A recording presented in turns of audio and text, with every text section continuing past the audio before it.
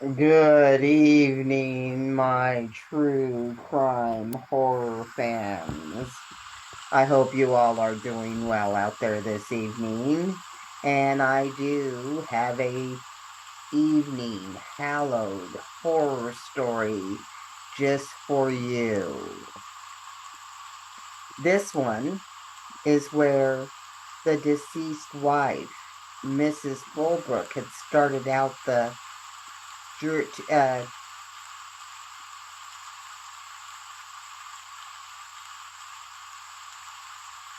Good evening, my true crime horror fans. I hope you're doing well this evening and ready for tonight's Hallowed Horror evening story just for you. This is going to take us back in time. On Saturday evening, the deceased wife said, for he lived with me. He said he had frightened two ladies and a gentleman who were coming along the terrace in a carriage. For that man said, he dared to say, there goes a ghost.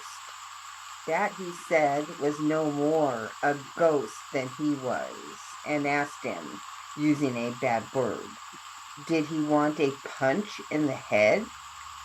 I begged him to change his dress. Thomas says, as there is a piece of work about the ghost and your clothes look white. Pray, do put on your greatcoat so that you may not run in any danger. That was Mrs. Fulbrook's testimony at the Old Bailey trial that she gave. Millwood's sister testified that although Smith had called on her brother to stop or he would shoot, Smith fired the gun almost immediately, despite the number of declarations of Smith's good character.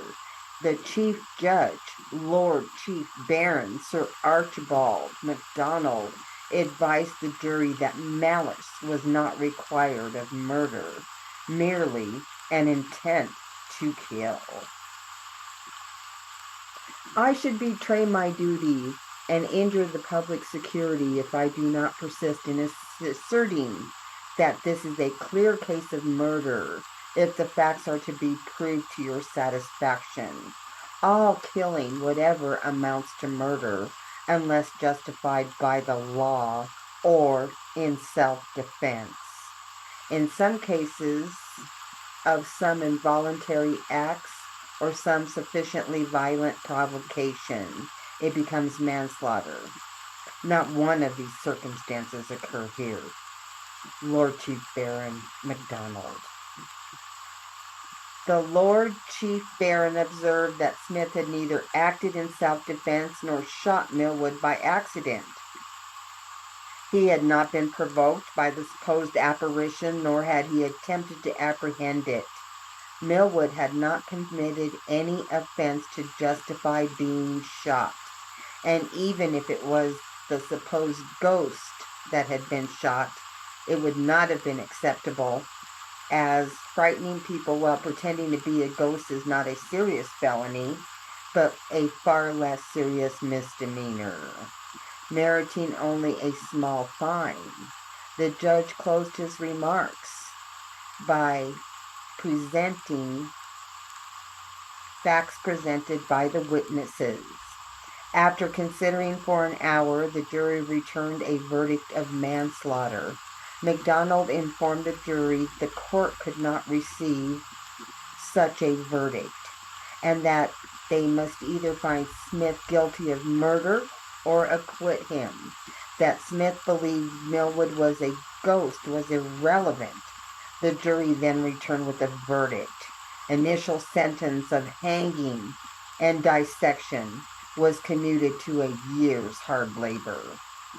The huge publicity given to the case pursued the true culprit to come forward. John Graham, an elderly shoemaker, had pretending to be a ghost by using a white sheet to frighten his apprentice, who had been scaring Graham's children with ghost stories. There is no record of Graham ever being punished. And for that, I give you this evening's hallowed horror story just for you.